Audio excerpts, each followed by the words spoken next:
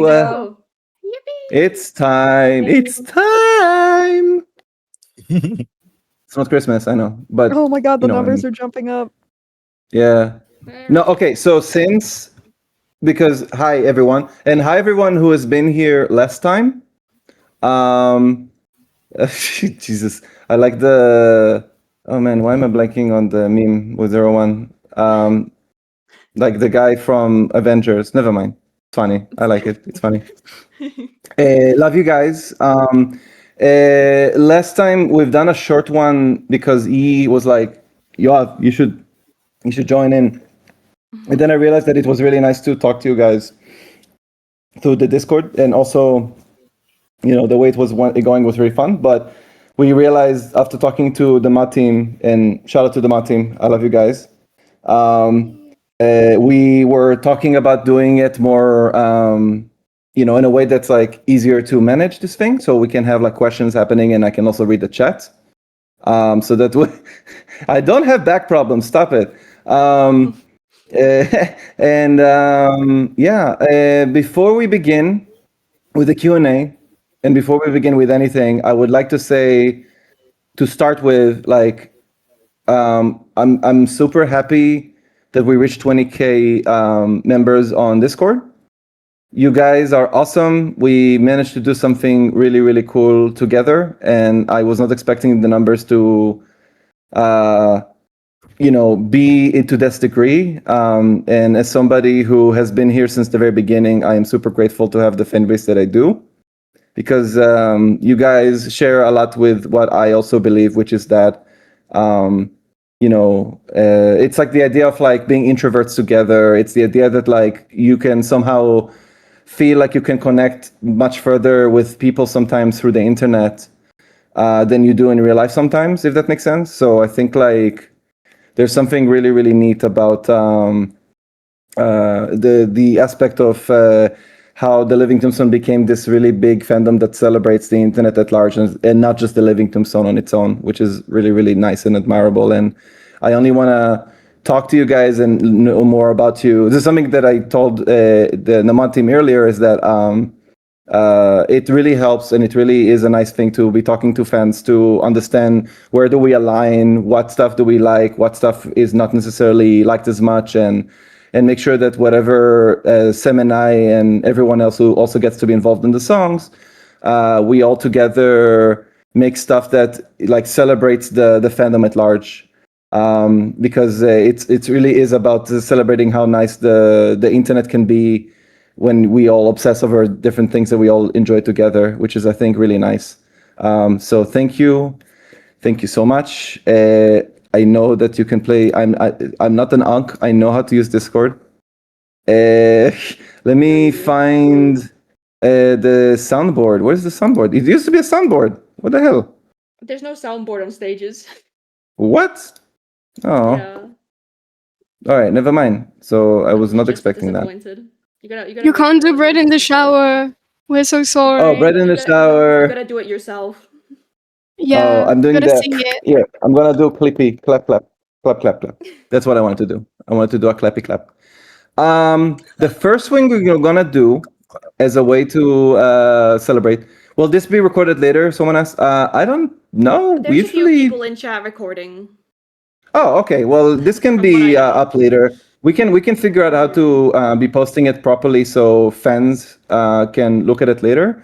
I just don't know if this is it's just fans recording it. They'll probably post it in one of the chats at some point. Yeah, that's totally chill. They're recording. Thank you, Lucky. And they'll share it. Thank you, fans, for recording this. This is awesome. It would be even more hilarious. Actually, don't do this, fans. I'm not. This is not a challenge. But imagine if someone brings up their phone in front of the computer screen and just records it from their phone the whole time, instead of just... Let me just quickly do that. Thank you for giving me this idea. You see what I mean? You see what I mean? Even when I say no, don't do that, someone would actually do that, then it would be... Exactly. You see what I mean? Like there's now like 5 people that are going to do it. E is one of them. Hi, sup, E. No, yeah, it'd be more fitting. You know the concert tradition people have of recording the shows with a 3DS? Record the Q&A with Oh, 3DS. yeah. So that's probably that's probably the goal, right? To record with the 3DS. Yeah.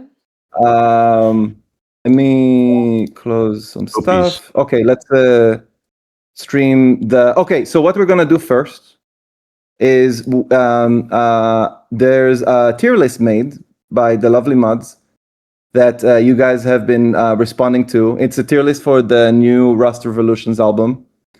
And I want, before I see the leaderboards and see what you guys have responded, I'm gonna give my own opinion and make my own tier list and show you guys what I think in terms of which remixes are the best and which aren't.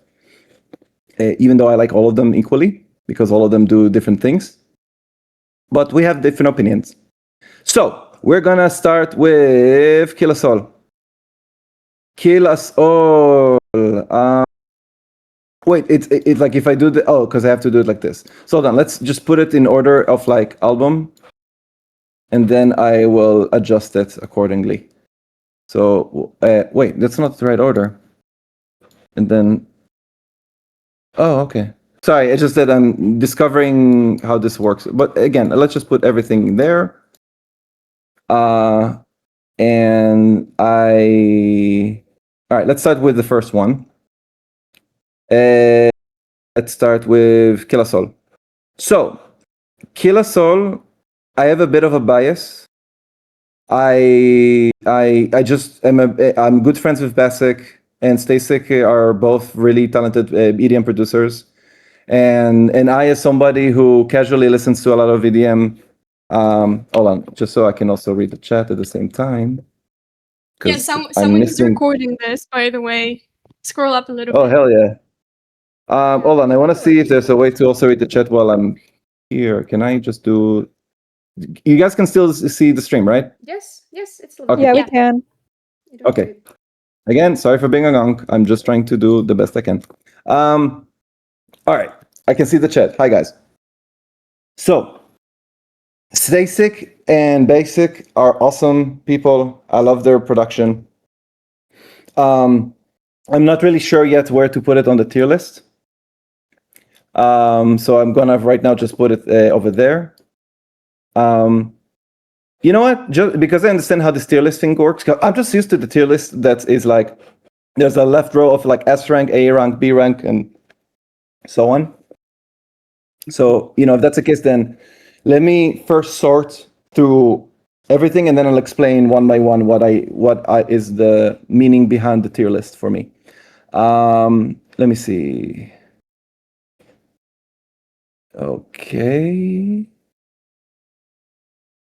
Okay, so I'm gonna start with what I think is my favorite.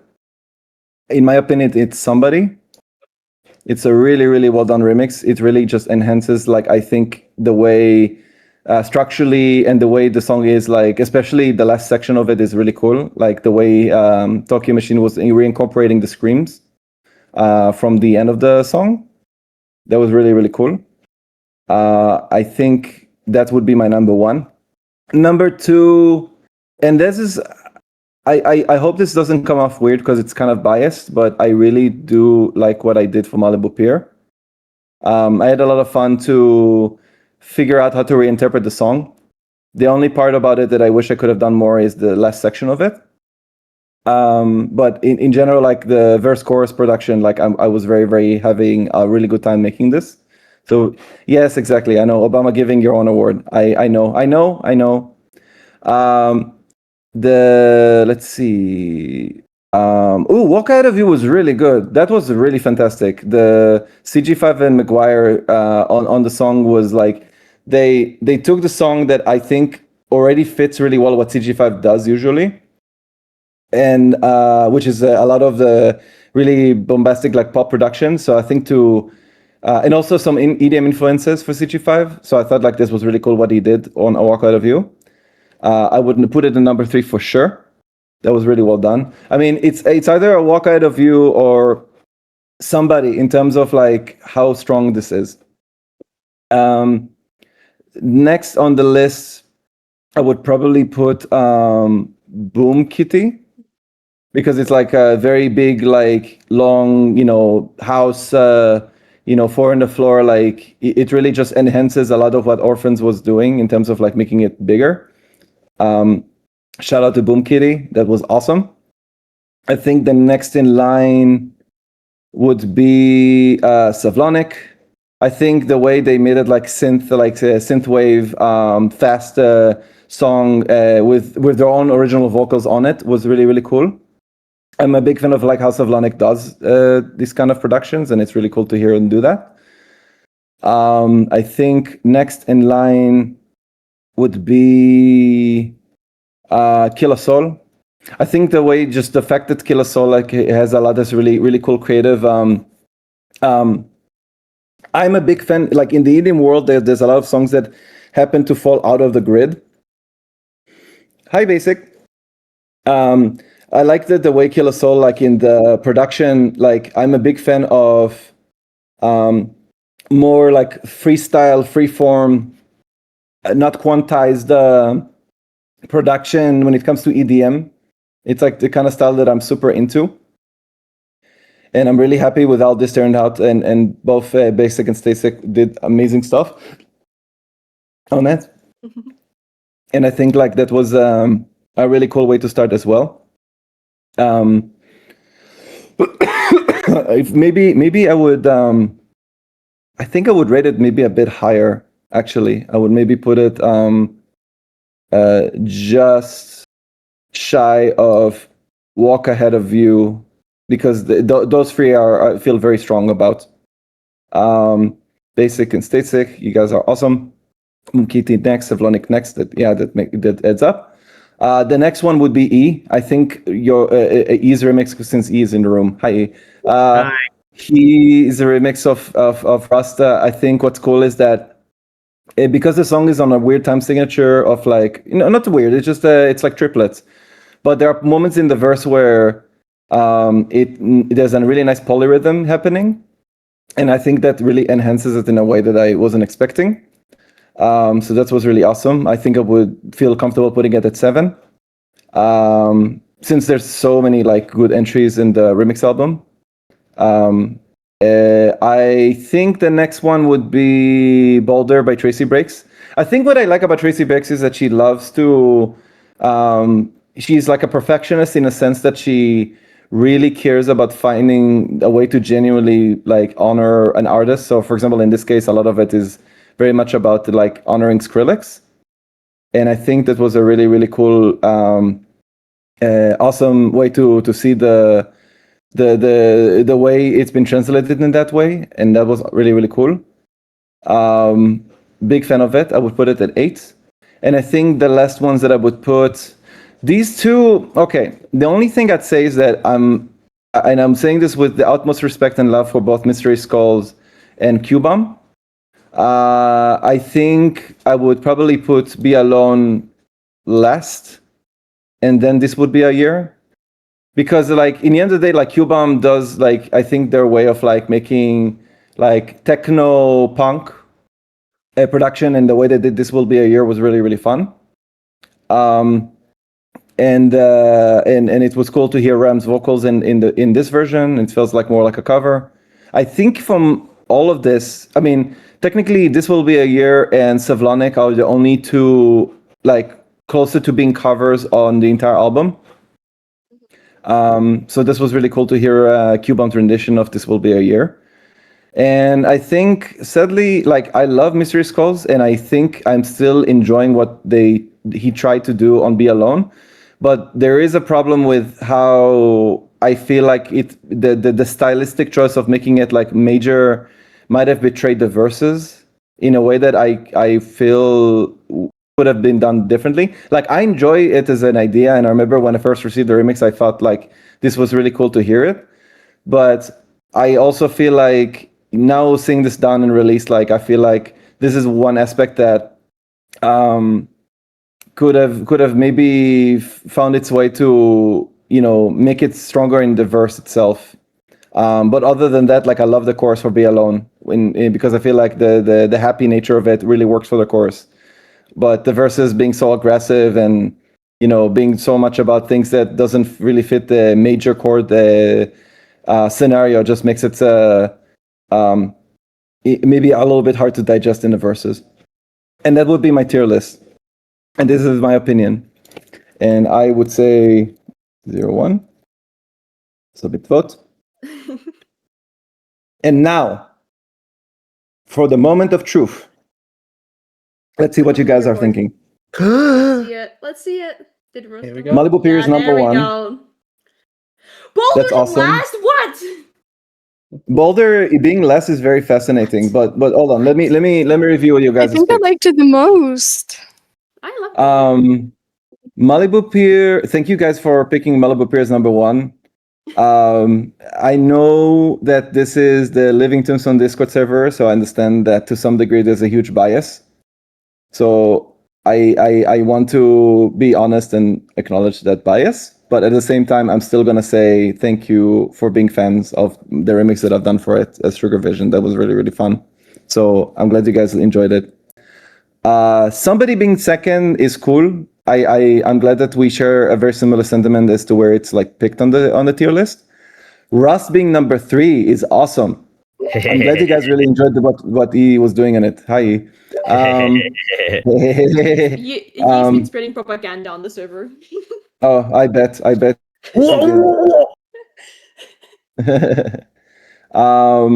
Yeah, no, that's great. I'm glad that it's on number 3. Number 4, Walk Out of You. I'm also happy about you guys picking that.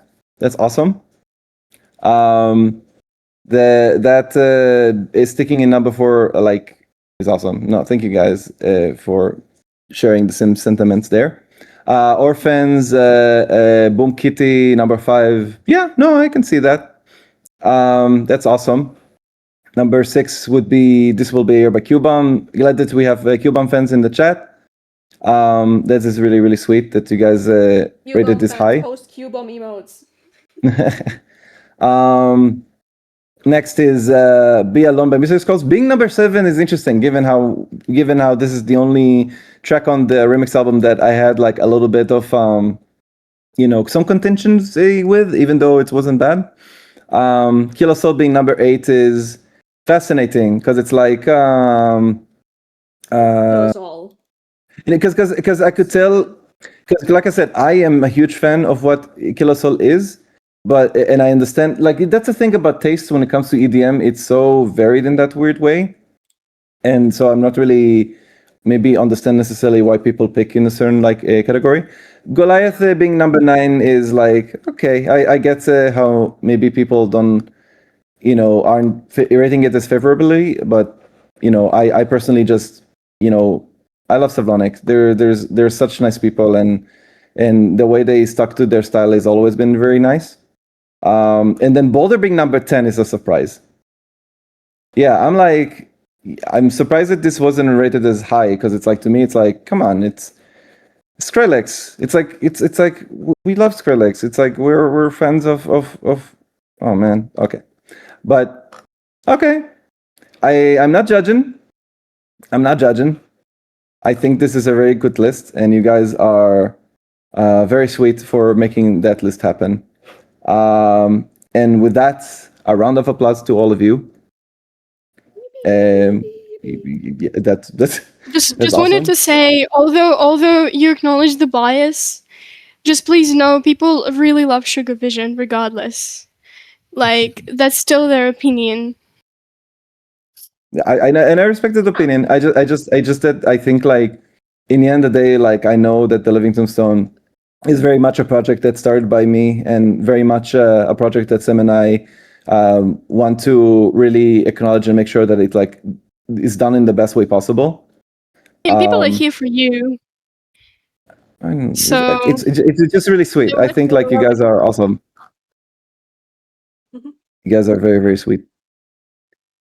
I think everyone did an amazing job. They're all very good. I love all of them. Yeah. I mean, in the other day, like, everyone, like, really, what I really respect about everybody working on this album is that they all really enjoy making music in their style in a way that is very unapologetic. And I think that in and of itself is why it was so cool to see everyone participate. So awesome. Thank you for so much, guys, for doing the tier list. And I think without further ado, we can start with responding to Q&As. Let's do this. I may need to grab some water before we start, but yeah, I know for sure. I'm trying to find. Oh, my bad. Hold on, because I want to make sure that I still have my chats while I respond. Mats, can you ask me again in regards to the questions that were collected? I can. I just want to make sure that because I for some reason lost it. I can do it. Oh, questions for okay. No, I found it. You found it? My bad. Unfound it. Yes. Let's go. I was like, oh, where is it not? Where is this? Okay. All right. Chat, are you guys ready to question time and responding? Yes. Do you guys need like sensory stream? You need sensory imagery? Sensory imagery. Do you want I think we should be chill. skeletons again? All right. Please give us TLC sensory. No, you don't. Oh, yeah. Let me grab a drink real quick. Get your water. I'm just here to spread Russ propaganda. Don't mind me. Ye's here to sit and look pretty. That's it. Hey, you said I could hang, okay? So I'm just hanging. That's all we need. Thank you.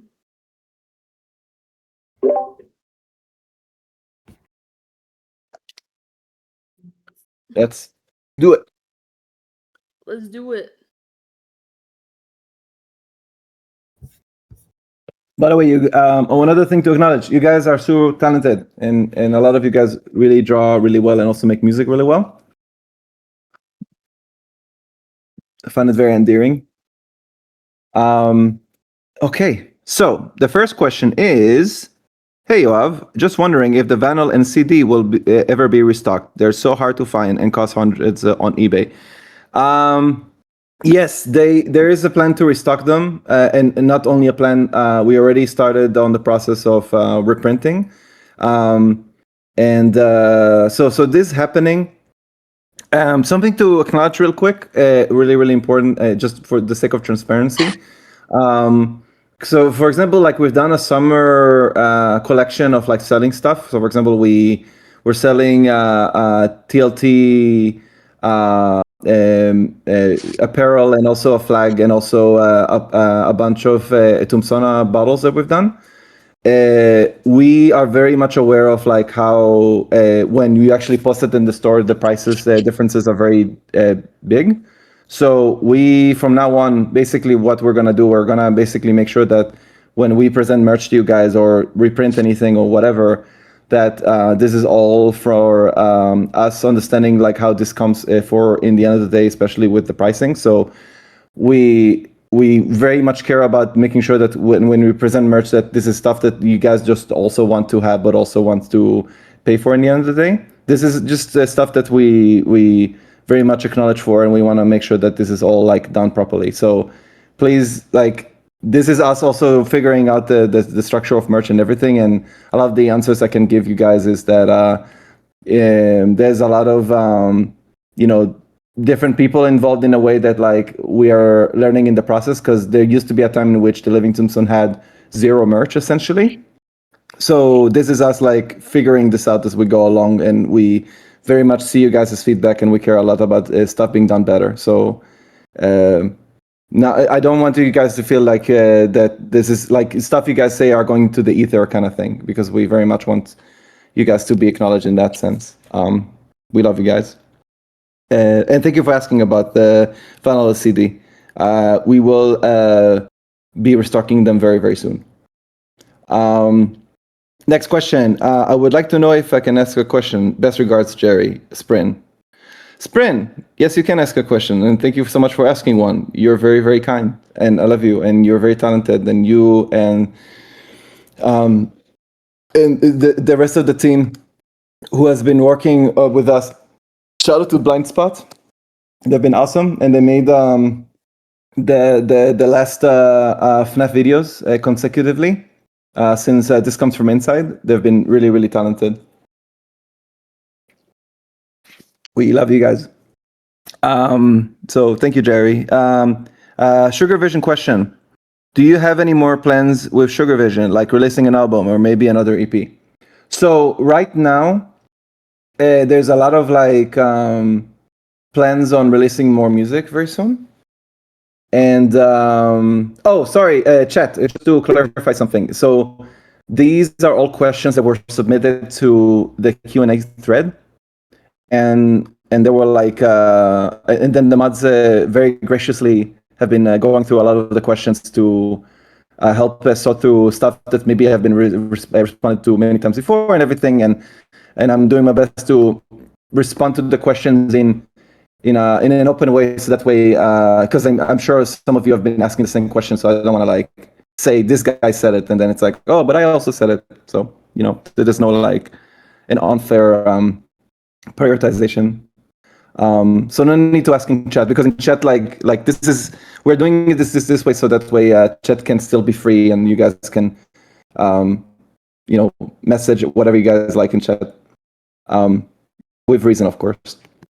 Yoav's freezing? Oh, what happened? You're lagging a little bit. That's all. Oh, am I? Crap. Let me fix something, because I think I know why. No, it should be fine. Doesn't look like I'm lagging. Well, it was just Discord being Discord. Yeah. It happens. I think it's fine. Yeah, I'm gonna. Okay, maybe it was just for a second there. Sorry about that. Okay, Sugar Vision question. Any new plans with Sugar Vision? So I am currently this week I'm just really focusing on making sure everything is okay for tour. We're gonna start the European tour very soon. So the idea is to make sure everything's okay for this week, and then once everything's okay for this week, then I'm going to be focusing on Sugar Vision tracks that I've been cooking in the background while I was trying to finish stuff for the Living Tombstone. So I'm very, very excited to show you guys stuff. The plan, again, it's just a plan, is to do more stuff in Sugar Vision in the style of like hardstyle genres, because it has been something that I've been tackling throughout a long time. Basically, hardstyle has been a genre that I've always been a fan of, and I hope to try more stuff for Sugar Vision in that style, and I hope you guys like it. I mean, I did like an Instagram story where I was asking fans to see if hardstyle is a genre that you guys would be more into, and it sounds like it's very favorable. So thank you guys for asking about that. That's very, very kind of you. Hey, Yoav. Recently, I've been to one of your shows in Argentina, and I was wondering, after seeing so many fan gifts and fan art in person, do you have a special place for all the fan art? Do you have a special place for all the fan art fans give you? Thank you for the memories. The Argentina show was awesome.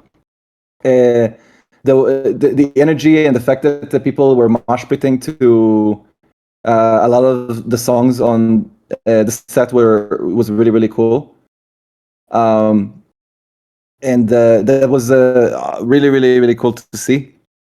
And the way we handle fan art and fan gifts from people is that we, in the office that we work from, we have, like, for example, a fan art wall that we keep populating, and we also put a lot of stuff in. There's a lot of fan art, like fan gifts, for example, that we place is like almost like accolades and statues, kind of like on and there's like shelves for that we put all together. And maybe once we're back from tour, I'd love to maybe share with you there's a lot of really old stuff and new stuff, and I hope you guys will get to see it. Well, official Sugar Vision merch exists. I made myself Sugar Vision pins, and I hope I could show you at the concert 9th of August. I love you so much, Yoav. That was said by 01, which is kind of funny to me because I'm also 01. So to hear it again, it was really fun. Jeb is correct. This is the video, the fan art wall. That's funny. This is from 21, and we have since populated it significantly. So there's a way more, and there's also more that I think we should probably be posting there again. That would really, really be cool. But to get back to Sugar Vision merch, I would like to make more Sugar Vision merch, but I think given the fact that I'm still trying to find my footing in terms of what area of like what kind of music and area or style of things I want to like still tackle, because when I made the first EP, it was me just throwing in stuff into the world to see what sticks. And I feel like there was a lot of stuff in the EP that was very enlightening. It allowed me to really understand like what works and what doesn't. And I think with the stuff I'm going to be posting soon, like once everything settles a bit more, I would love to also make some some official Sugar Vision merch as well. I think I have some ideas for it, but I think it would be cool to see. I would be down for it too. It's just that I don't know when that would happen. Butcha Winkler, hi. I want to give you a shout out because you're super active on socials and you seem to be one of the more in the loop as much as like understanding of the Living Tombstone history in terms of also acknowledging a lot of the fans, the people who have been involved in a lot of songs, which is really cool. So shout out to you. What was your favorite MLP Brownie song or remix you made? That's a good question. I don't know. It's like, I think if I'm talking about from a place of how meaningful it was for me, I mean, I have to give a shout out to the Discord remix because that one, you know, was a surprise to see how big it like caught, like how much it was like getting so much attention when it first came out, to the point that like that got me to be at my first like convention show that I've done, and that was really, really interesting to see. But in terms of like favorite, in terms of which one I like to make myself, I would maybe say September, just because of how this really was like my second song I wrote, like with lyrics that I posted online, and that was something that felt very genuine to me as a musician, to be making something that felt very, you know, like my own artistic ability to tell a bigger story, but still say it within the confines of like it being a fandom. And I thought that was really, really cool. I'm noticing less and less of the mods like in the speaker. I guess it's because it's because people leave and come back kind of thing. In the audience, yeah. Oh, in the audience. So, okay. Yeah. Okay. You got it. So that was I think to me like very meaningful in that sense. So I think like that was really, really cool to see.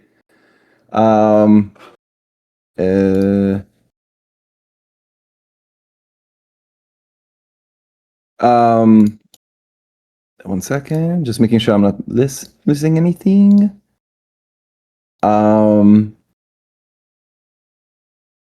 Let's see.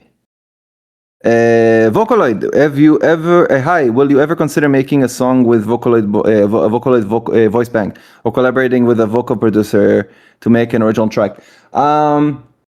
I think it would be really cool to do Vocaloid at some point. And I remember a long time ago trying my hand into maybe making Vocaloid songs, but I think like at the time I wasn't really sure what's the aim for it and where to go with. But you know, over time I have made a lot of really cool connections with it was really, really cool to see you know, just a lot of people in the community making really cool Vocaloid songs, and I think that one day to make something with a vocal bank or Vocaloid would be really, really cool at some point. Also, shout out to the LARPing Tombstone. They're great, and they definitely deserve the accolades for making, especially the last remix, which was really cool, for looping in the rooms. That was really, really cool.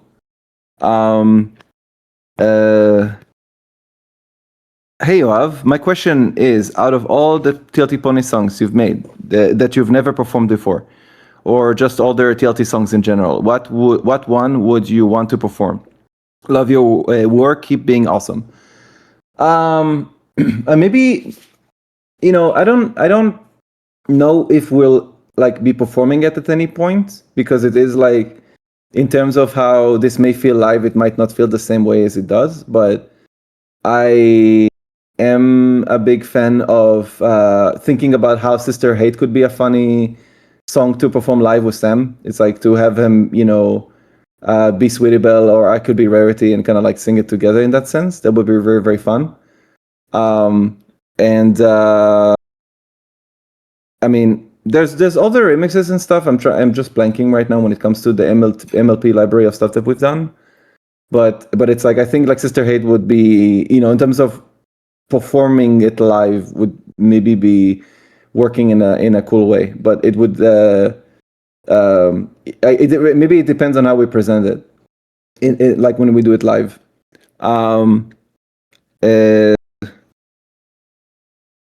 What are the instruments in the song Me and the Boys? I have 13,000 streams of Me and the Boys. That's incredible. But do not know the instruments. At the beginning of the song and throughout, there are like things, and I'm curious what makes those. So if you're referring to the bells that are playing, I don't necessarily remember the instruments that I used, like when I was producing it, or when it was reproduced by oh man, now I'm blanking. Oh my god. People have been mentioning in the chat that I'm a little bit awkward. Listen, I love talking to you guys. I think the thing about me is that I've always been somebody who has been very much focused on the creative process of producing songs and coming up with the songs, and a lot of it is very loopy in the way that I come up with them. So that's why it's maybe I don't end up like speaking as much, but I definitely like to talk to you guys. Like I said earlier, it helps me a lot to understand where you guys are vibing when it comes to stuff. Yeah, just I guess just me being honest when it comes to me being me in that sense. Me and the Boys. The dings, I think they were like church bells that I think I found from a preset. But overall, a lot of the production is very much like, there's like a bass instrument called here. Let me do something a little bit special and just go on FL Studio for a second. So let me see if I can stream the audio, and I can just show you guys right there and then. It would be probably much nicer, and also would be more the environment that I end up being more often than not. So let's stream FL Studio. Tell me if you guys can hear audio, and you can see if it's all working properly. Yeah, I think let me open like an instrument where it's easier to hear. Yeah. Okay, cool. So the problem is that I may not be able to see the chat so easily. So let me see, how can I make sure you guys are still visible for me while I check out FL Studio. Let me go to... Oh, can... Nope, that did not work. So, my bad. I just wanted to make sure that I can still see the chat while you guys are talking. Maybe if I do it like that, and then make the FL Studio screen a little bit smaller. Would that be possible? Would the FL Studio allow me to do crazy things? No, it would not. All right. Maybe not. So I guess I'll have to miss the chat for a little bit. But anyway, bells. So let me see if I can find the project file for Me and the Boys, because I know I have it. And that's not me, that's not the final, because the production was done by a different guy, by a friend. So it's here, and down. I think it was song number 5. Yeah. And create. And it might be also in a different key because I remember we might have transposed it in the end.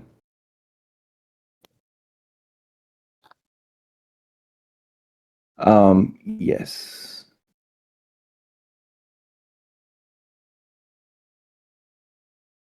Thank you guys in the chat for sticking around.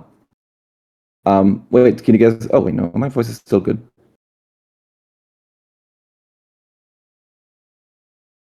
Here we go. Sorry, it's just loading the project file. It takes me a second.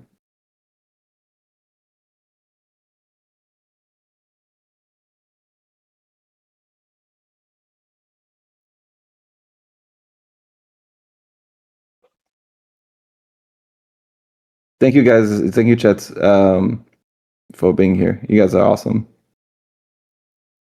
Like I said, it's like I'm not necessarily a streamer type, so it's like maybe engaging with this stream is not necessarily the the thing I do the most often, but I'm very happy to be here. Let's see, maybe it's still stuck on something.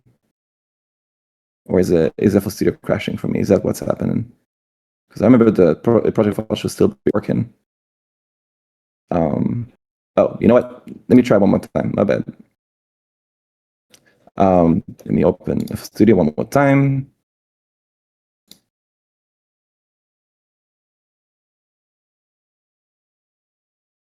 Thank you guys. You guys are so sweet.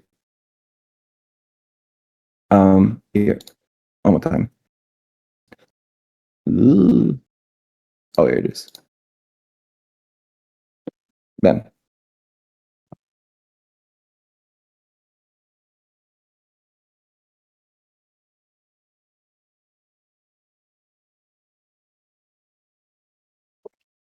It could be that it's been a second since I opened this project file, which is why it might be crashing. But that's okay, because stuff like that can happen.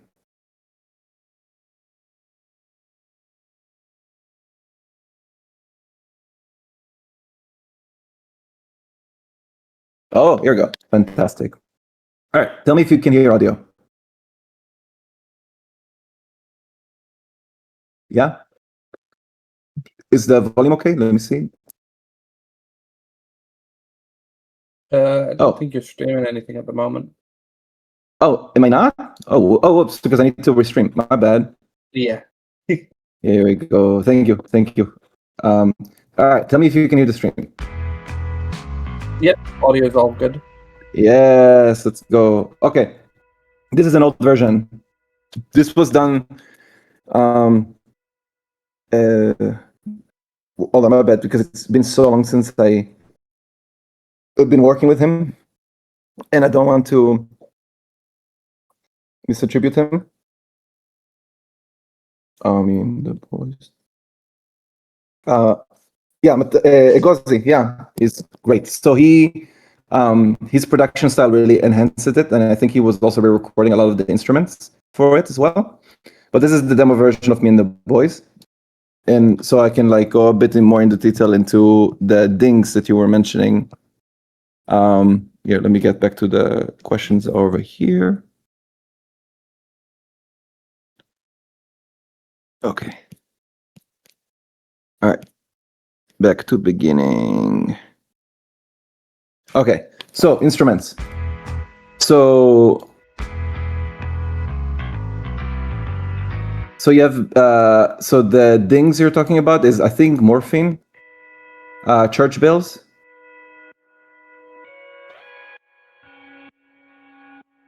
I think that's all this instrument was. And I also applied the gross bit on it to give this like tremolo traveling effect kind of thing.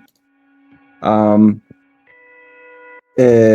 room for reverb and OTT, because OTT, a very broken version of OTT, and some EQ.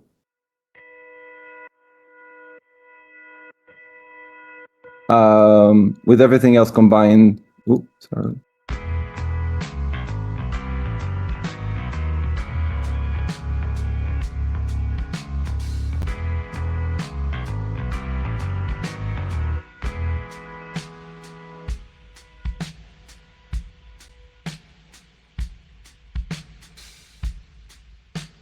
I used the Addictive Drums too with there's like a vintage dry set that has a lot of like soft noise on top of it.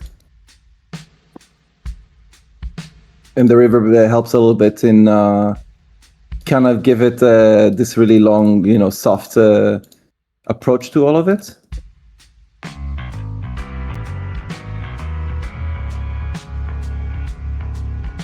And because this is the demo version, you're gonna hear my vocals in this.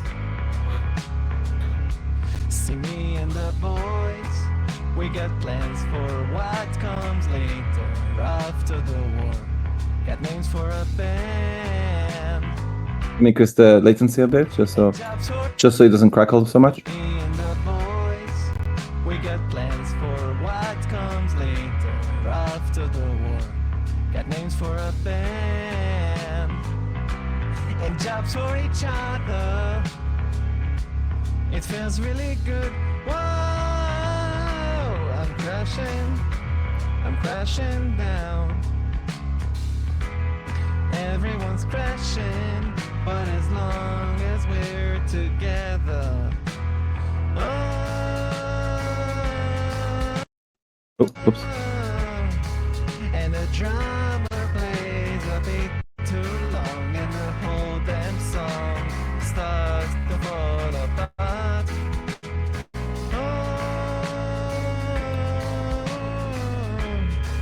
By show of hands, the group is Stop. they won't be back. A popular demand. Me and the boys going round and singing praises. No one will hear. Got a box for toys and memorabilia. It feels kinda odd. Whoa, I'm flashing back. Everyone's crashing, but as long as we're together. Thank you, Yair, for bringing up the fact that external VNTs don't display. I'll keep mind of that. Thank you. When it comes knocking, it come knocking for your friends. Between the times we used to spend and now the feeling never bends. I noticed, and I notice it again. Ba-da-ba-da-ba-da-ba-da-ba.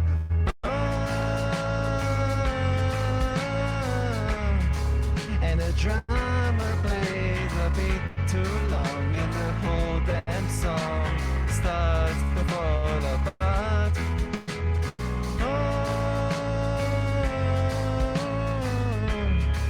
By show of hands, the group is fans, they won't be back.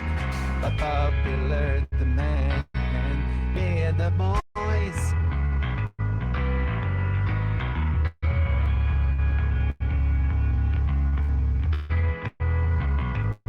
I think there's supposed to be delay effects and stuff happening, which for some reason they don't. Me and the boys.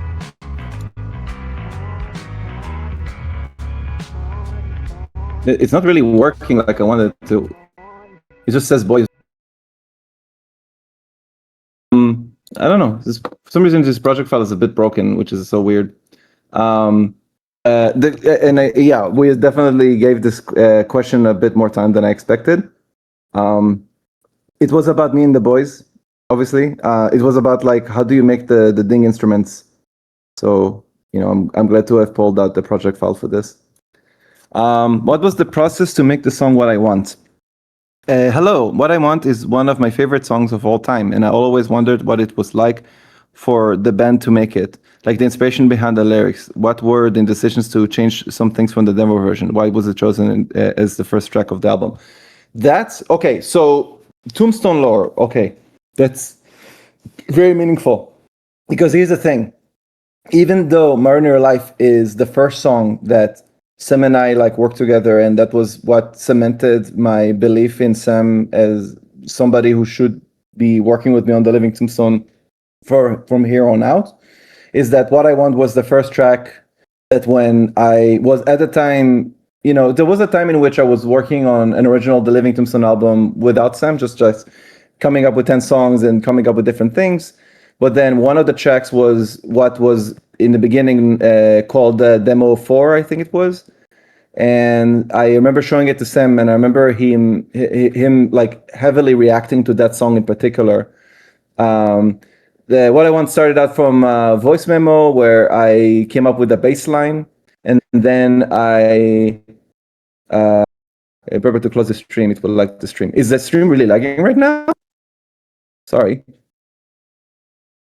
I'm just wanting to make. Oh, I think it's just the stage itself. If people are having issues, they can, leave and rejoin, and that should help.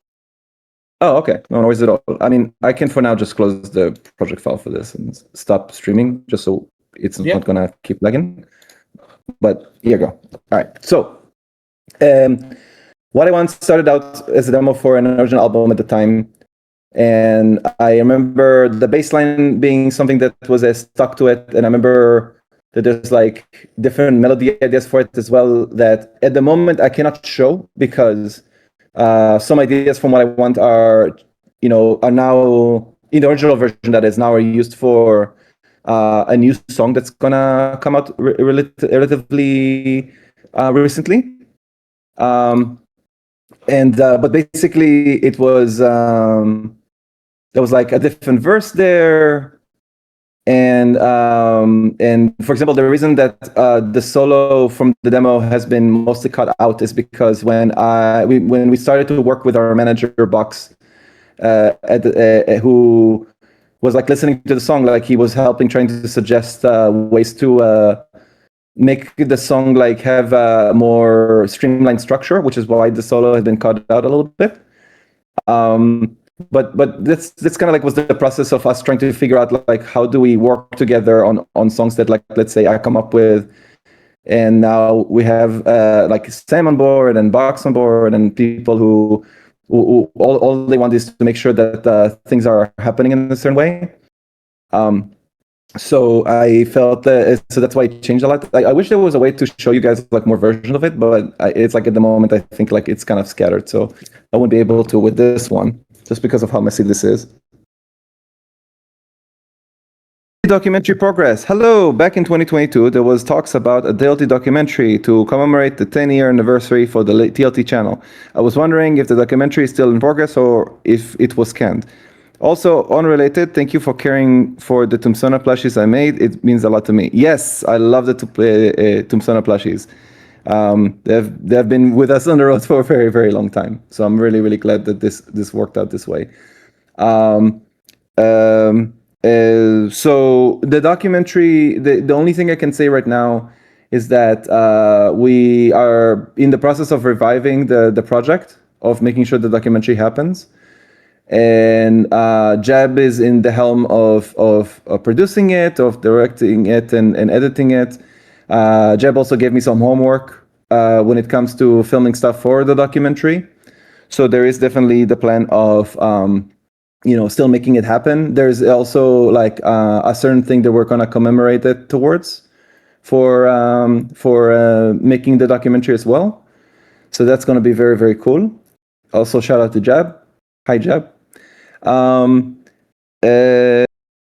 Older music. Hi, I've been a huge fan of your work ever since the Cool Fox days. I was wondering, will you ever give your older tracks, not even just MLP, if you could get away with it, like Discord, your older original tracks too, some re-releases, maybe even remasters? The stuff I made on Cool Fox, like there is some tracks there that I sometimes think about because it's like so cool. I think it was really neat to at the time to be thinking about this from way back when. There is technically only one track that I remastered because I chose that one for Kerberfer when he made Tome. I think the name was Moonlight, I think it was, on Cool Fox.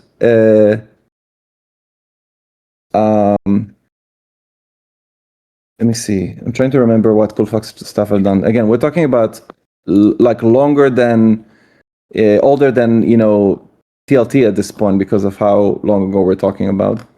But I remember the Super Smash Brothers Brawl remix that I've done, that was like a very simple one. But Moonlight was one that I remember was like an original composition, and this was remade for Tom.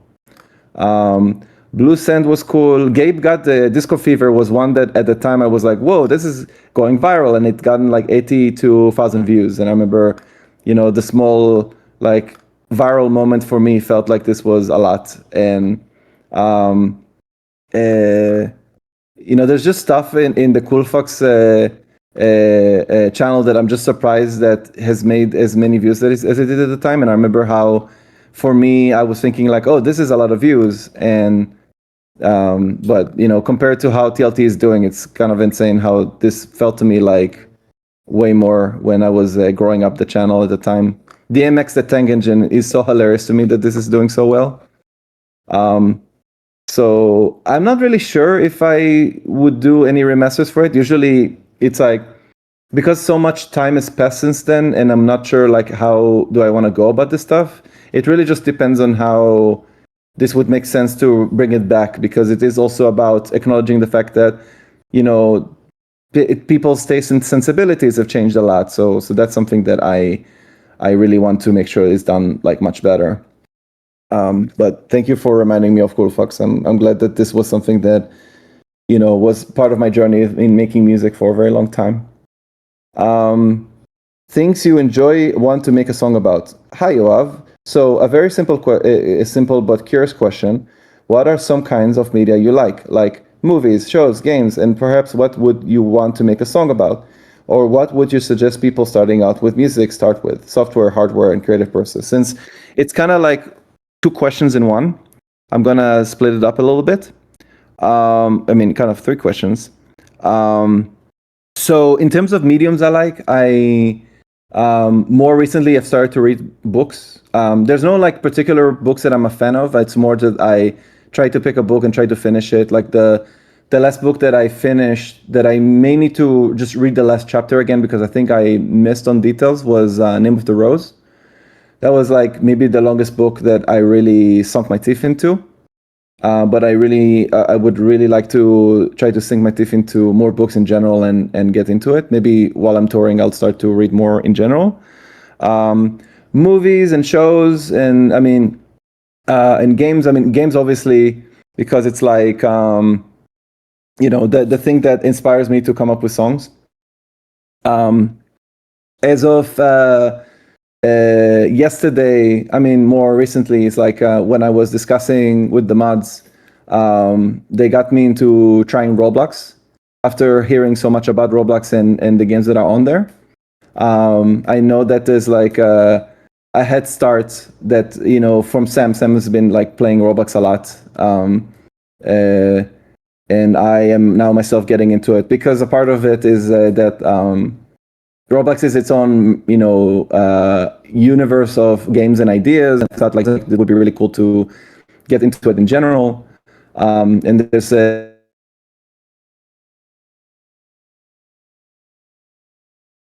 maybe there's something in Roblox that would be inspiring, because I'm sure that there's a lot of stuff. And what's also interesting to discover through the mods talking to me about Roblox is that there's really talented devs who have been aware of TLT, who are, super happy to see TLT crossover into Roblox in that sense. I don't know what took me so long to get into it, but there's a lot of stuff there that I like. It's like, it's not perfect. I wish the way you curate and find games on the platform would be better. It's just full of slop. So I think the best way that I can at least do is word of mouth and see if there's people recommending me games on Roblox that they found on their own kind of thing. Music, it's like System of a Down is like one of my main inspirations. So that has always been very important to me.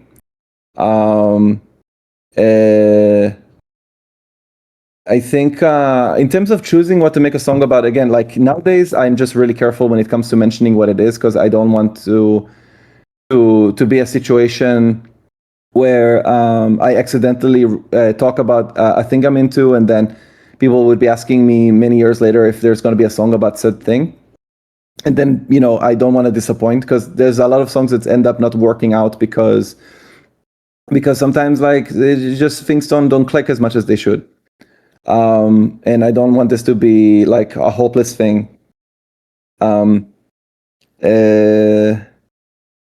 would you suggest starting out with music start with in terms of stuff? I would honestly just suggest that you need to be, I think in a sense, you need to kind of listen to yourself, in a sense that when, for example, we talked about the song September, I think sometimes, especially if you know yourself as a person, you can understand how being a creative or being an artist really enables you to feel like you're really expressing yourself in a way that words and saying things to people don't do. Hence why I do acknowledge the fact that, for me to speak to all of you guys, which is me talking about, myself or things that I'm into, it's like, yeah, I could do all that, but that's not who I feel as the most comfortable as a person. I've always been, into art and mediums, because I feel like there's more you can say in a healthy way, but you do it through a medium that you enjoy listening to, even if it's repetitive. So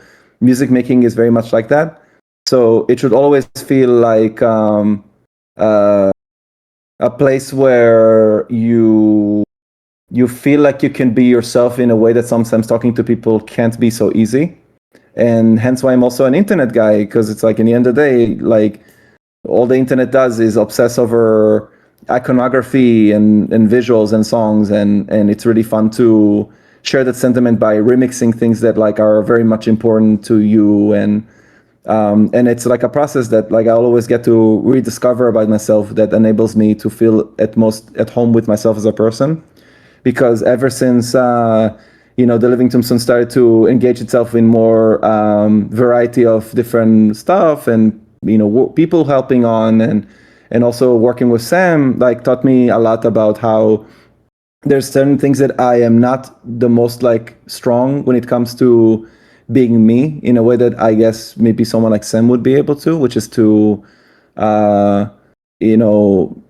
present yourself in such a way that you as a person, you could feel like you can be welcoming or interesting. And I, as somebody who has always enjoyed making music first and foremost, I always felt like I love to perform a 0-1, on stage, but music making and being an artist has always felt more like me as a person.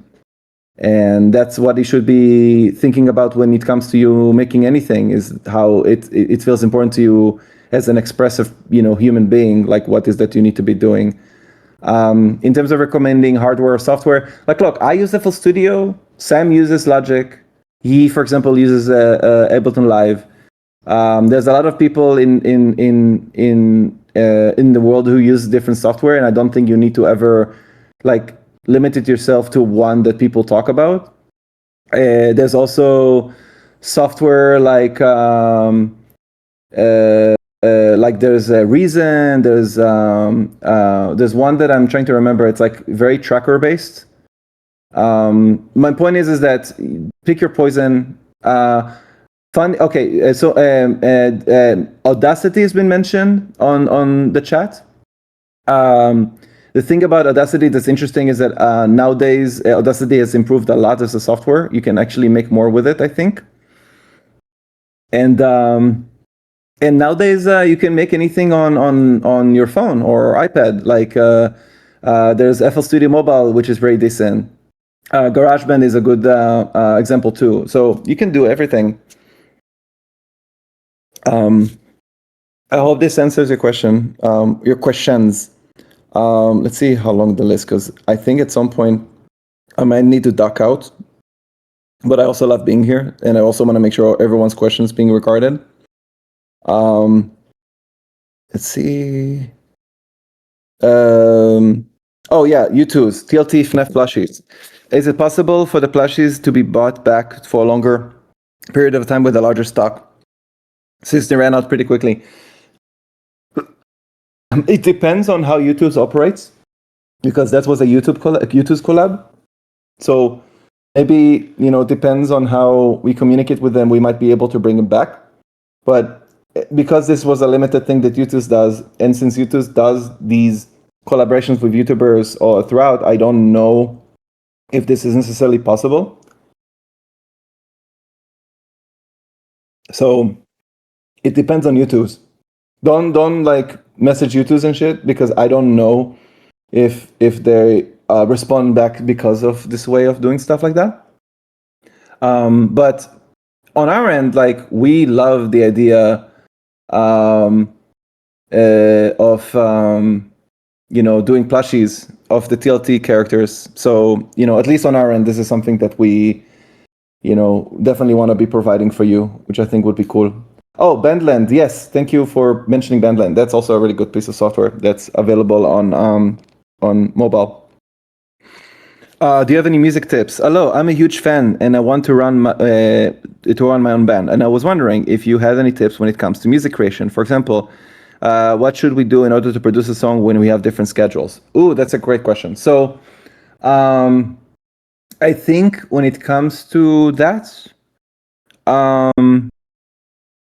I think it's important to know who to trust with the main mixing and mastering. And what I mean is, not even mastering, just mixing, to basically be having one person you can trust creatively to put everything together.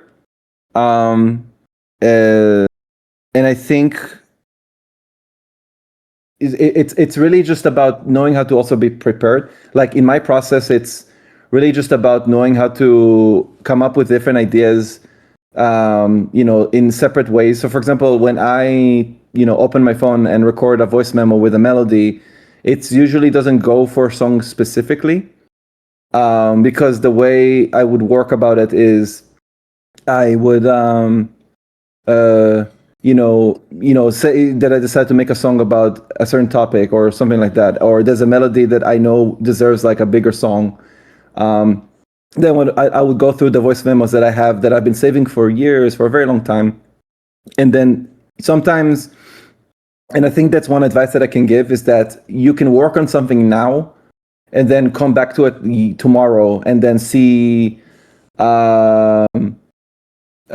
basically see if that's the same idea that you came up with yesterday, still holds water to some degree, and that allows you to constantly be in the process of giving yourself an honest feedback as to what is important to you or don't, because sometimes in the moment when you work on something, you don't really see how this can translate to somebody who may not hear the song before. And the most important person in the process of deciding on how to create songs is yourself.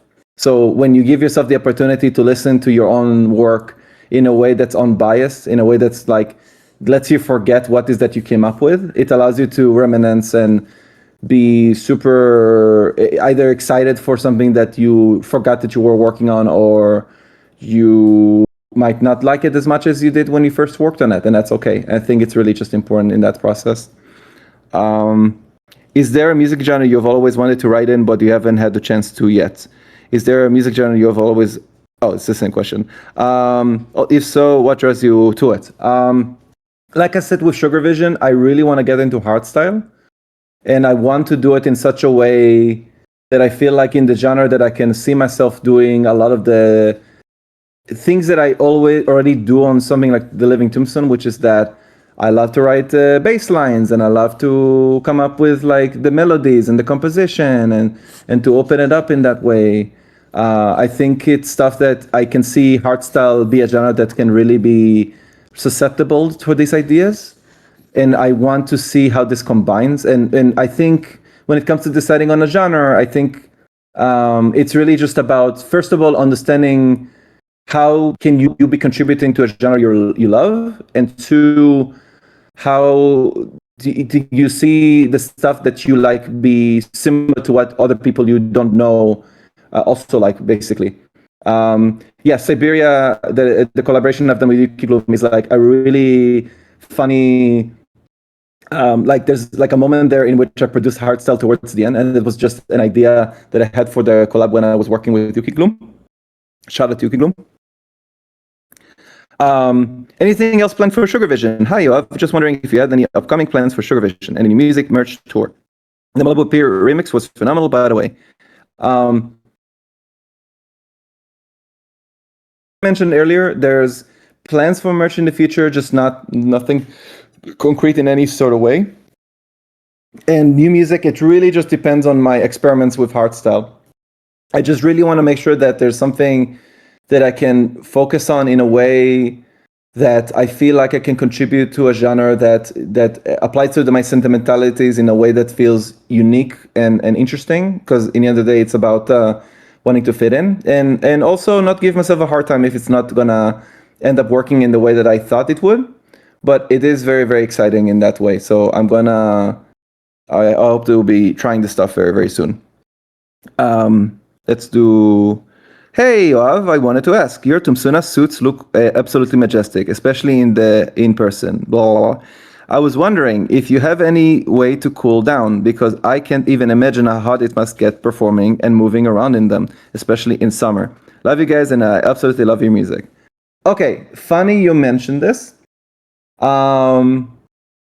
Europe in the summer, I know, is very, very, very hot. And me and Marcus, who is Armstrong in the suit, we have had issues in the past of overheating in the costumes, because for example, in my case, I can speak for me in this case, is that I have LED lights on me, and I'm wearing a biker's helmet, which is already pretty heavy, and it has all the lights on that. And it's like, it changes the center of gravity. And I think also it also contributes to why you guys are often mentioning my bad posture, because it's really, really hard for an hour and a bit to be in the costume, trying to hold yourself together and stand straight the whole time when you're wearing a heavy costume. But then again, I feel like I'm a little bit, I don't know. I mean, I sit in front of a computer all the time, so I think that's already contributing to shit posture anyway. So what's going to happen is that we're going to, for the Europe tour, we're going to have like neck fans underneath the suit. So the idea is that we have an easier time to, be still in the suit while it's hot out there. And so like, this is all stuff that we have been, conditioning ourselves to be better at anyway. So it's not like necessarily like we aren't ready for hot weather in the costumes, but this is something that like, we every time that we tour, we figure out a way to fix some stuff in this costume, so it's easier for us to be performing in them. Old songs. Hi, Yoav. Do you have any old songs of yours that you would like to remake? For me, I would like to hear your modern take on Cracks. Thanks, and see you in Warsaw. Cracks is a very fascinating song, because that was the first song with lyrics that I wrote, I think, ever, and that also happened to be the first song with lyrics on TLT as well. Would be cool to remake it. It's just that in terms of structure and everything. Oh, bye, Yair. It was good to have you on the chat. Yeah, so for me, it was more like, it's structurally a very weird song. So I don't know how do I take it and make it like different, but there is definitely ideas there. I just need to, because I, as a person, change a lot. And I think if I listen to the song now again, like, I would still like it, but I probably would be thinking about it in different ways. By the way, am I coming off too quiet? Just making sure that if I need to increase the microphone, I can. Okay. All right, cool. Thank you, guys. So maybe, I mean, it's kind of like, what's a really good example is like September is a very old track, and that when we were coming up with the tour set list, Sam suggested we should play September, and I remember telling him that like I don't hate September, but it's like I also don't know from the outside perspective what is that something people want to hear live. Or not, because it's always like a different sensibility, and it's been a second since I made September, so that's why it's so interesting to see people think differently about this stuff, and then it allows me to really understand what does it mean for people to like something that's old that I may not have the same sentiment towards it, kind of thing. How did the BB No collab manifest? We need a TLT remix of BB No Money song, Lemo. Live, love, breathe, TLT. You guys are amazing artists. Shout out to BB No Money, which is so funny to give a shout out to him because he's really, really famous in his own right. The way it's been manifested, I think if I'm correct, it started out because we were in contact with, and I'm gonna try to remember the people involved, but basically it started out from collabing with cosplayers when we've done like social media posts. And since, as you guys know, like Sam is very much involved in Has Been Hotel and Hell of a Boss, that was something that also allowed for Sam to be communicating with people in the cosplay community, but also outside of it. That's also how we got the connection with BB No Money. And that enables us to open for him in Toronto, which was amazing. That was like our first arena show we've done. And now, he's great. Like, I don't know, he's always been a super nice. So that's something that, like, I hope more stuff about it would manifest. It would be really, really cool. Fandom Age. Hello, sending hugs from Brazil. I was wondering, what do you think about the fandom getting older? At least here in Brazil, a lot of people became fans when they were around 13 to 16, and now many of us are already in our 20s. I think it would be funny. It would be so funny and kind of amazing if in the near future the show had a whole audience full of people in their 30s who have been fans since they were teenagers. Okay, so the thing that's so interesting to me is that sometimes in our shows we have people who already became parents, who they show their kids TLT, and basically the cycle continues where there's like now a new generation of kids who are like fans of TLT the same way that TLT was something that was important for people who were at the time that age too. And I am an unk. I am 35-year-old, and for me to keep doing this is so fascinating because I still see myself as somebody who, like I mentioned earlier, like I play Roblox now, and nothing about it feels forced. It's just the way that I think I see the internet being, where it's free for all. Like everyone can be on the internet and like everything. And I think like I was also on the internet when I. Come on, no. Yes. I'm not look. I am an unk, but I'm just saying I'm not an unk when it comes to Discord. So please, I don't mean to contradict myself when it comes to this stuff. I'm just being funny. I think it's just a case of like, also being respectful of the fact that different generations have different sensibilities. Because I, for example, am aware that people from like Gen Z or Gen Alpha are not necessarily like, they don't have the easiest time to relate to millennials the same way that millennials can have the easiest time relating to Gen Xers or boomers. So that's, I think, important to acknowledge because, for example, like millennials, we would have a harder time to let go of things that are funny to us on TikTok, let's say. So, for example, let me do it for you. It's like funny to me still, but in people who are much younger who are on TikTok, like to everyone else, it's like kind of cringe to still be remembering like memes for that long. So this is important. Like this is part of me being aware of how the way different generations like respond to things that are important to that degree, and that's also how you evolve as a creative, as a person, is to constantly be aware of the different sensibilities of the internet over time. Like my favorite thing right now is like memeing on the Backrooms movie, and I'm sure that it's also gonna be over time, like maybe in like a week or two, people are gonna say that I am an architect is not funny anymore. You know, it's like memes on TikTok have a span of like 2 days, essentially. U2s. Hi, my question is, how difficult is to get U2 splashes made approved? Do you need to get any specific permissions to use FNAF characters? So U2s are great because they already came with the proposal. They already came with the connection with FNAF themselves. So when they came to us, they themselves like were suggesting, and they do the exact same thing with other YouTubers too, where they approach them and say, look, you probably have heard of us because of a different YouTuber we worked with, and now we want to work with you. And that's, you know, been straightforward, and it's been really cool with them to do that. But I also remember how long it took them to release them, because I remember we got the prototypes for the U2s like months and months before. And it took them a long time to finally be releasing it, because I think part of it was a scheduling thing, and if I'm correct, it was released during October. That's kind of it, I think, for that way.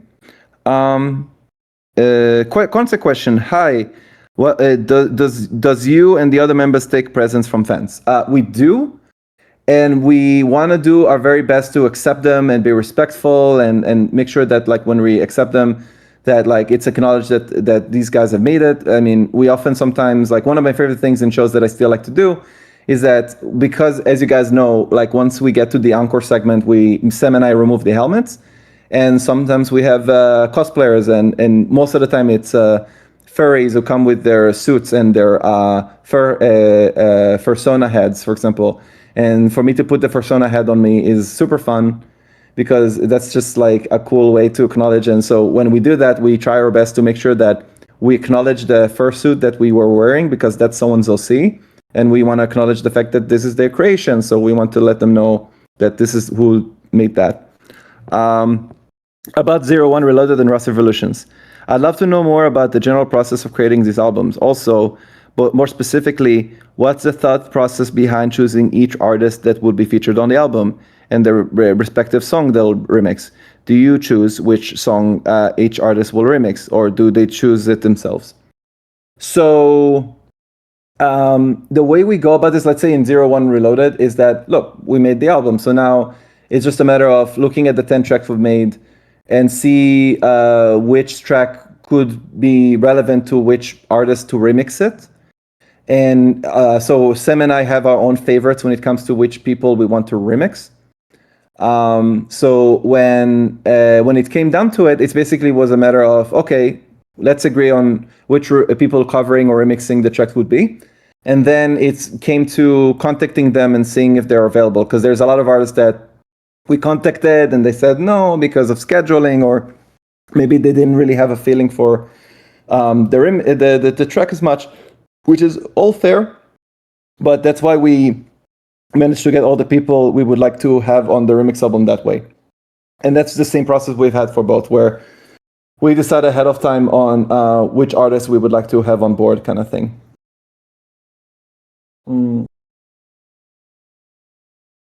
Also, chat, hydrate. You need to drink water. Let's maybe give, because there's still a lot of questions to go through. I want to make sure that I am responding to as many as I can, and giving as much time as I can to them. Hi, Yoav. More a music question for you. In your opinion, what is that gives TLT its sound? As in, what musical elements, effects, harmonies, etc., etc., comes up a lot in your music? Please feel free to get into music theory, technical stuff if you'd like, but you don't have to. Thanks for all you do. Your work means a lot to me, and have a lot of people here as well. So the way, and I'm going to open FL Studio one more time for this. And I'm going to do my best to respond to the next couple of questions, but I don't know if I'll be able to get to all of them. I really apologize. You guys are amazing, and I think a lot of you had a lot of really important questions to ask. So let me open FL Studio one more time just so I can show some stuff. Here. So the way I come up with stuff is let me see if I can find like a voice memo, like as an example, without spoiling too much. I think that's kind of the thing sometimes when it comes to showing how the sausage is made, is that it's like sometimes it is a matter of not spoiling the surprise if it's like a song that has an entire idea to it and everything.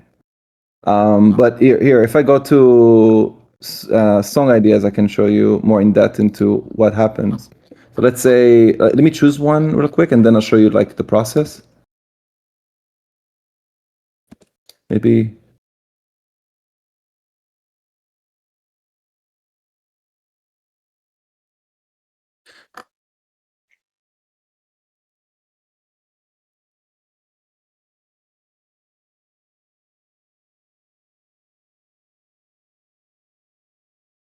No, maybe this one.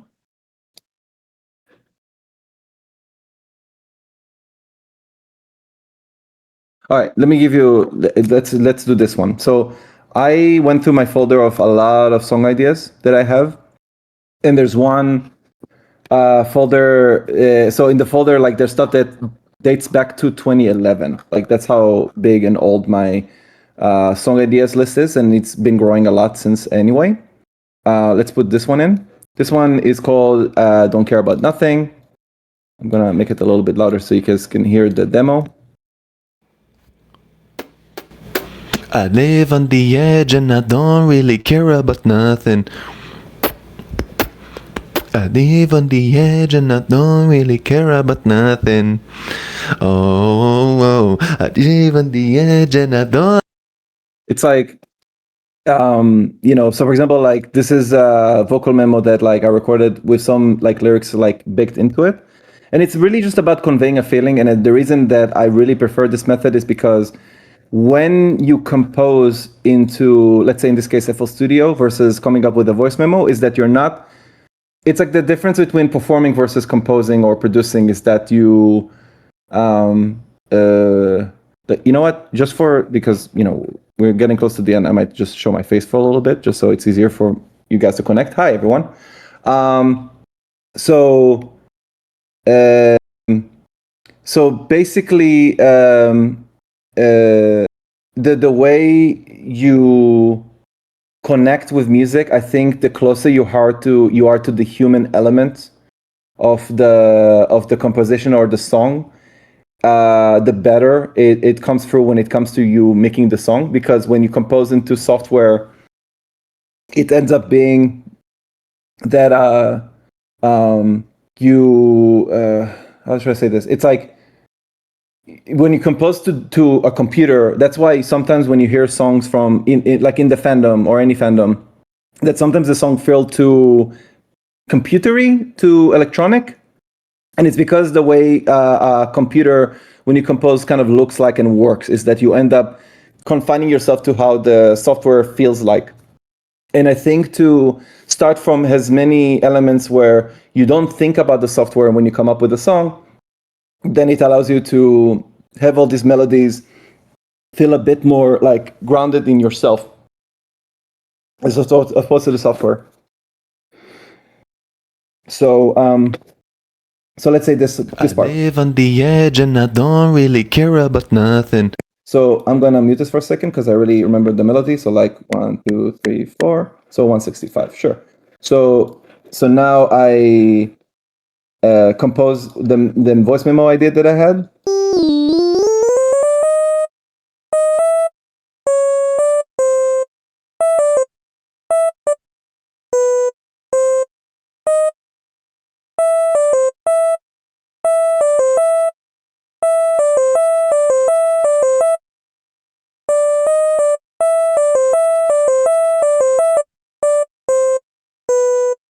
And then this kind of glides, which is something that I really like about FL Studio, which is for the longest time they had this built in. And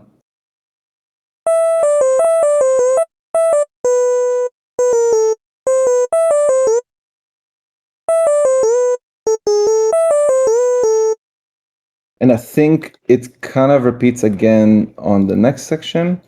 But again, I won't do the whole thing because this is still a Q&A, but maybe in the future, if you guys are into it, I would be able to do more music production streams like this, because I know there's a lot of people here who would love to see stuff like this. He is our AirPods money. Can he rest? Oh man, I remember. Yeah. By the way, and something that I'd like to do is that my approach, and I know that some fans here already know, is that when I compose music, it's all by ear. I don't really like. Yes, I know some music theory sensibilities and ideas because I have friends who are all very knowledgeable in music theory that teach me some stuff that I have to get at some point. But I still work from basically doing it by ear because I feel like the way that I think about music, it's really just because when you listen to any song, it's not like every person who listens to music needs to know music theory to enjoy it. And I try to write the line between being knowledgeable about music versus being a listener who cares about music. So I try to adhere to the fact that most people would just be listeners to any song rather than music theory people, because there's like the difference between that and, let's say, Jacob Collier, who is like super famous for being a musician for musicians, which is what I mean is you would really enjoy Jacob Collier if you understood music theory or understood microtonal, understood all this stuff. And I think that's a very important thing to distinguish, because people often say that Jacob Collier's music is very good and very expressive, and I think it is very good in those places. But I can also understand how it can be obnoxious to listen to Jacob Collier because you're like, well, now this feels like I have to do homework. I have to know all these things ahead of time for me to enjoy what he's doing, kind of thing. And again, like, and I like Jacob Collier, but I understand like why when I talk to people about him, it always feels very divided. And I think it comes from that place. Sorry, I'm distracting myself. So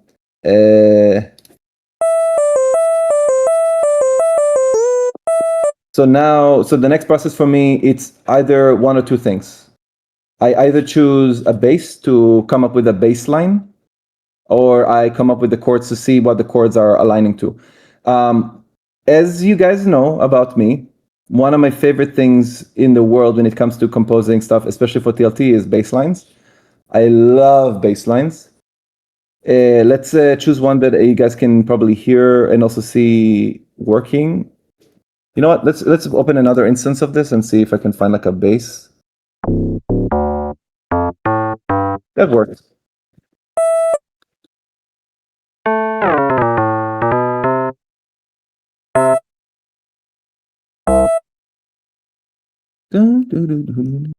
So when I compose, I don't necessarily like just place notes.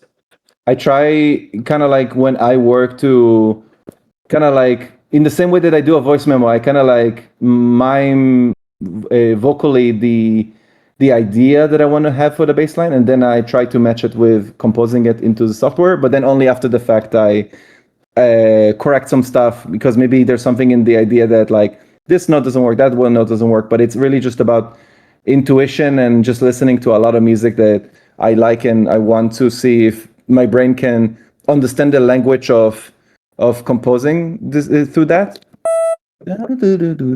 So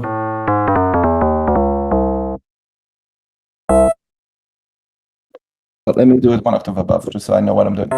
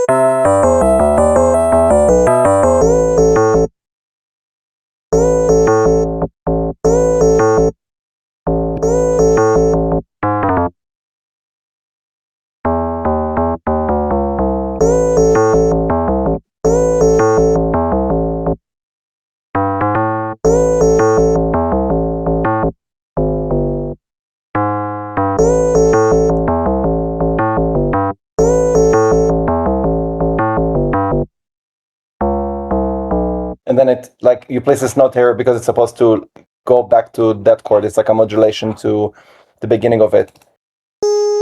And then that's supposed to be a note to bring it back to here. So.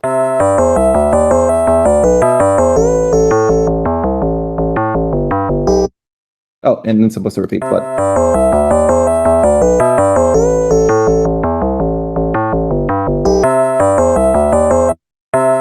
Yeah, so essentially, it's like a lot of the decision making is very much like kind of figuring out intuitively where do you want to start first, and then see if this leads you to more ideas from that. And the reason sometimes bass lines are sometimes that I start with before, with the melody here is because the bass line also kind of instinctively helps me understand where the beat sometimes lands, because as you can see, there's a lot of TLT songs where it doesn't start here. It doesn't start on the one. It starts on like a little bit ahead. So it's supposed to starts here actually. But in reality, on the grid, it starts on this quarter instead, if that makes sense. So that's why it doesn't often look like that. And that's why you have a bunch of notes that like start a little bit early as a way to make the groove more interesting and not necessarily stuck to the grid all the time. That's why I often talk about like when you compose directly to a DAW, sometimes you end up having a melody that just feels like.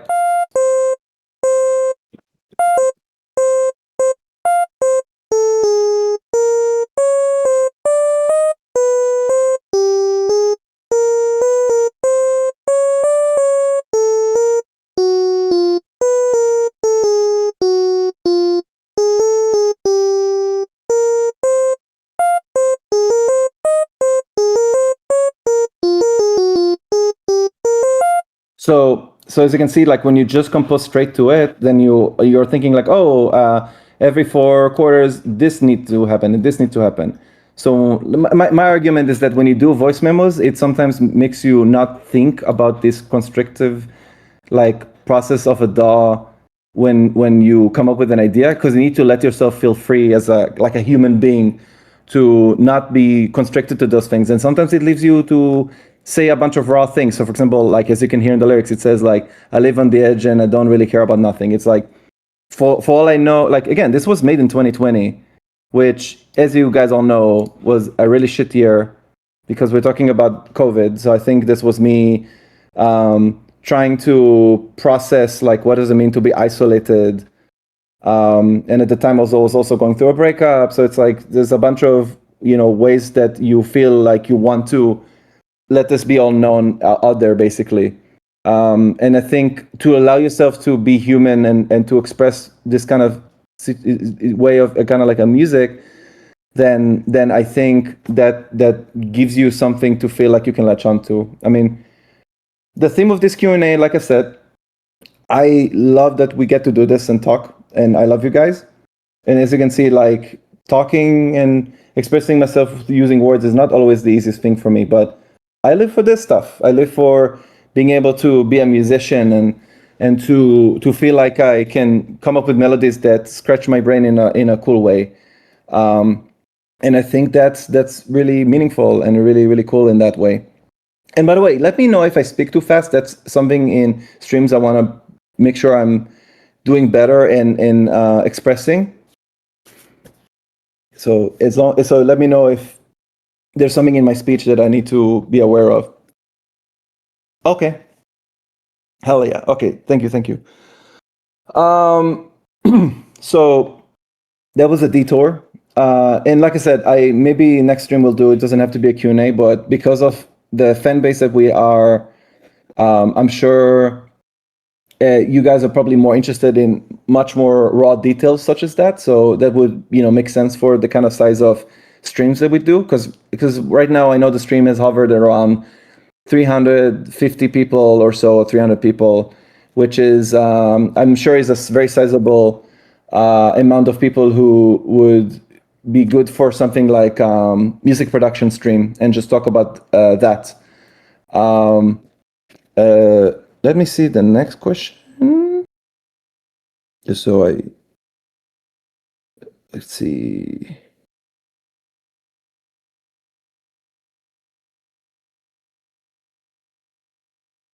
Oh, hey Yoav, have you ever considered dyeing your hair? If so, what colors? I love that, like, for example, like Sam colored his hair green. And I love that, for example, in the case of Armstrong, like Marcus dyed a bit of his hair like red. I was thinking about, maybe coloring my whole hair like orange. But my worry is that outside of my fan base, like I don't want to accidentally color my hair orange, and this may come off as insensitive, because I know that long time ago there was like I'm sorry for bringing this up, but it's like something that I was thinking about in terms of how insensitive it could be, which is that there used to be like a mass shooter who went to when the Batman. Rises, Batman, The Dark Knight Rises, where this happened, and I think the association to orange hair is bad. But I could be wrong, and I would like to get people's opinion. But like I said, I care about walking in public when it comes to having this hair, and I want this to be respectful. Otherwise, I don't think most people think that. Like, that's the thing. It's like I grew up knowing about this story, so I wasn't sure like how much like do people think about it this way or not. It is weird. Sometimes you got to think of every action you do and represent. I mean, because it's the thing. Like I'm a public person. People. You guys loving this? This is not the last time this happens, by the way. Well, I'm gonna say this because, of course. Orange highlights. Sure. I mean, that's the thing. It's like I don't know how to go about this.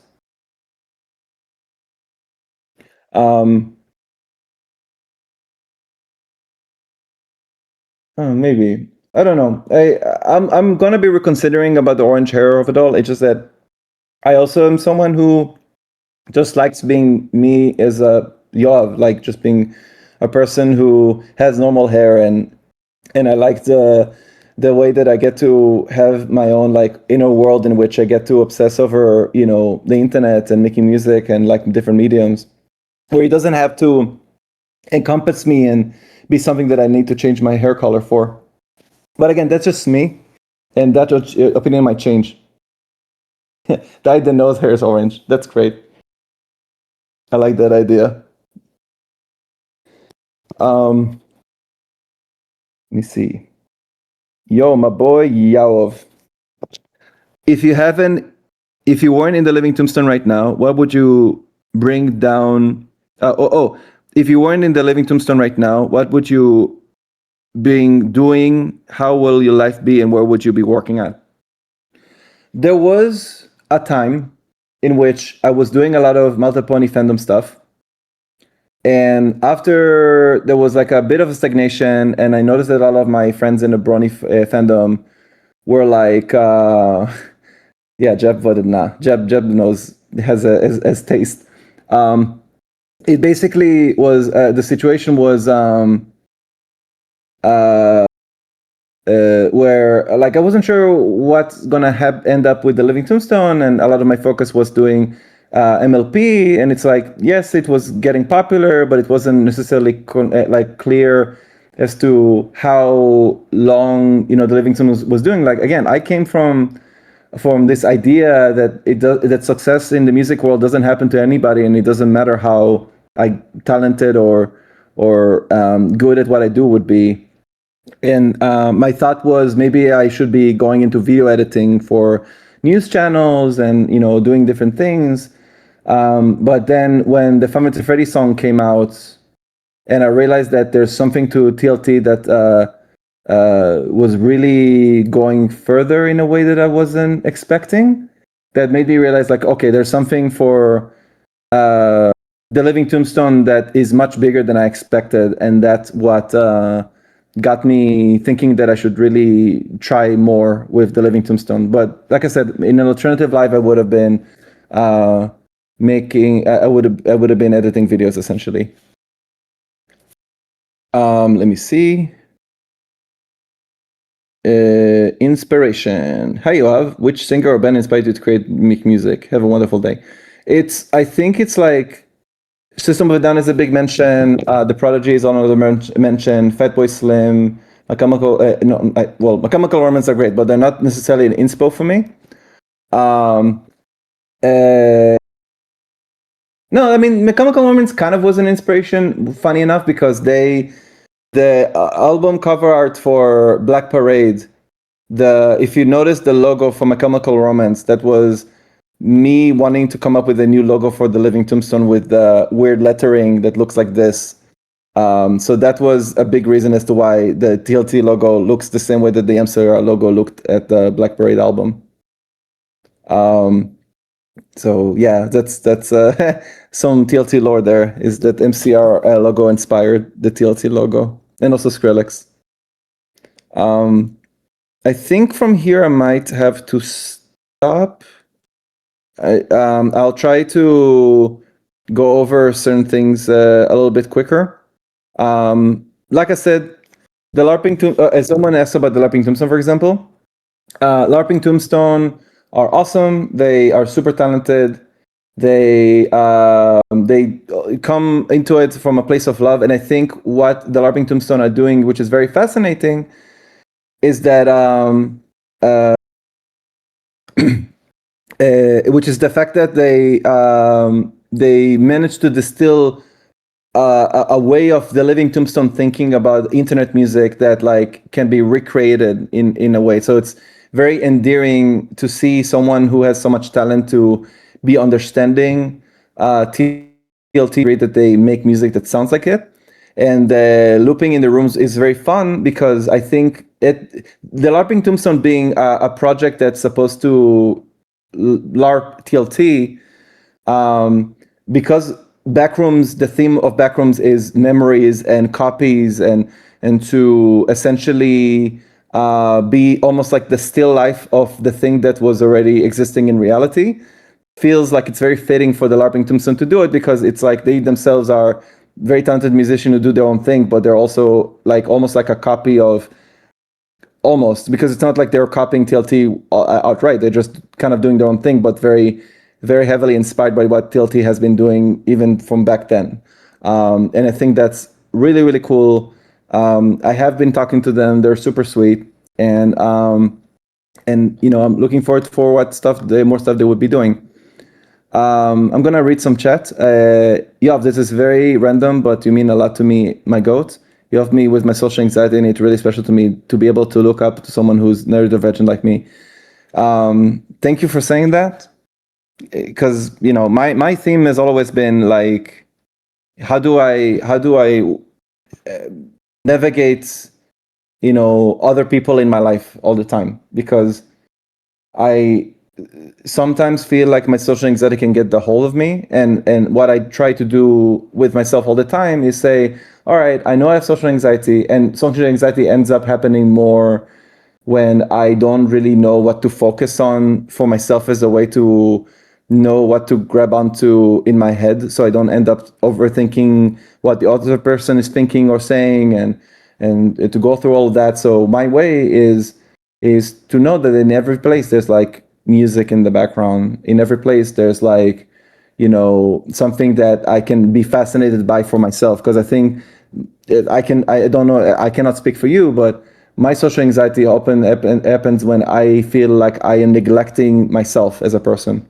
And what I mean by this is that if I am in a group of people and I don't have an easy time communicating, then it feels like I myself as a person, I'm feeling like I'm neglected. But I also don't want to be selfish about it. I don't want to like tell the person I'm talking to and say like, hey, I'm having social anxiety, please focus on me. It's more, I know that in any given moment, there's something that I, as Yoav, can feel fascinated by while I'm still talking to someone, that allows me to still feel like I am myself in the process of being in the conversation, which is what the internet has taught me so much about, you know, loving the way people feel very connected and fascinated by themselves in that way.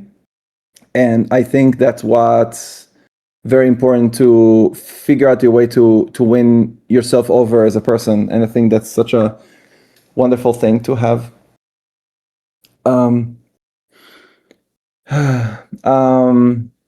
I think this is 10 minutes before 2, and I wanted to give myself around 2 hours to be doing the Q&A. You guys are awesome. Thank you, Mats, for helping facilitate and putting the questions together for me to respond, and also for the tier list earlier. I'm super happy for the fact that we managed to get to a huge milestone in the Discord server, and I hope to be coming here more often. I think like if we're gonna do another stream with me, I would very much love to do music production streams. So, you know, it would give opportunities for people here on Discord to understand more of the process, and I'll be able to respond to the chat since, well, you know, I still have this problem where it's like I can't see the chat while I'm doing the stream here on Discord, because that's what caused me to disconnect earlier, because I was connecting on my phone to the stream. So we'll figure out a way to do it, because I would love to read the chat while I'm working on FL Studio. But you guys are lovely. Thank you so much for being fans, for being so appreciative of the project, of anything that I might be working on at any given moment, and also Sam, and also everyone in the team that have been working with us for a very long time. And you guys are really, really, you know, helping me understand like what is that about TLT that like fascinates everybody, and learning a lot in the process. And everyone who's been in the chat has been great. Everyone who's been in the audience has been great. And thank you, Mats, and thank you, everybody. Spam hearts and chats.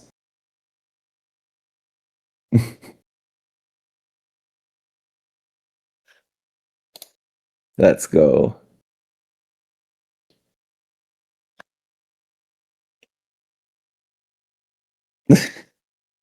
The only thing I can say in the end, because some people were asking about Armstrong, the album's going well. We have maybe some of, in my opinion, some of my favorite songs we've ever done. And this is coming from working on Rust and working on 01 that also had songs that I'm very much a huge fan of. So the fact that we keep finding those songs in the process is awesome. The fact that you guys are obsessing over Under the Sun coming out, which I'm excited for it to come out as well. And don't forget to Jump, which I'm also excited for it to come out as well.